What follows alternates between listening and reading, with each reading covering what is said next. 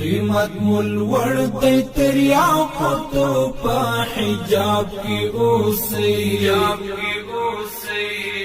زمونگ اسلامی افغانی خندو پخپل باب کی اوسی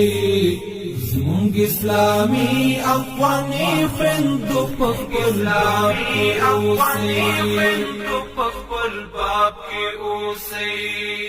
د امر بالمعروف نهي عن المنکر او شکایتونه اوریدلو وزارت له لوري د پلازمینی کابل په ګڼ نفوس او د ګڼې ګوڼې په ځایونو کې د حجاب په تړاو د عامه ذهنیت جوړونې په پار ځینې بنرونه او بلبوردونه ولګول شول. له دې کاره د امر بالمعروف وزارت د مسؤلینو موخه د حجاب او نورو الهي قوانینو تر خلکو رسول او د حجاب په تړاو د ټولنې د خلکو عامه ذهنیت جوړونه ده. په دې بنرونو کې لیکل شوي جملې په ښار کې ګرځېدونکو ښځینه‌و ته دا ورښیي چې حجاب د دوی مسلم حق دی او رعایتول یې د مسؤلینو غوښتنه نه بلکې د الهي حکم پلي کول دي. په دې تړاو د سلام پوهنتون د اسلامیاتو د څانګې یو تن محصل خپل نظر داسې څرګندوي. لکه څرنګه چې په هر ګوټ د کابل کې په هر چوکو کې موږ وینو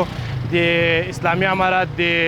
امر بالمعروف وزارت بعضې برجونه لګولي دي، بعضې لوحې لګولي دي لپاره د ښځو د حجاب لپاره،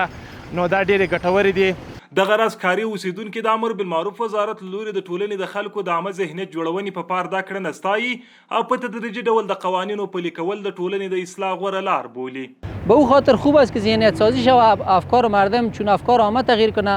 و این همین رقم آگاهی دهی باید از طرف وزارت داده شود و فعلا این یک کار بسیار خوب است، یک کار نیک است ماشاءالله. دا په داسې حال کې ده چې څه موده وړاندې د محتسبینو له لوري د کابل ښار هټیوالو ته په سپارښتنو کې ویل شوي چې په خپلو تجارتي خبرتیاو او اعلاناتو کې د داسې څه له خپرولو ډډه وکړي چې پکې پردي کلتور ته کار شوی وي او د امر بالمعروف وزارت له ټاکل شوې پالیسۍ سره په ټکر کې وي. د کتاب تورې څنګه پټوي په ثواب کې اوسئ، د کتاب تورې څنګه پټوي په ثواب کې اوسئ. قیمت مول ورد تریا پتو په حجاب کې اوسئ.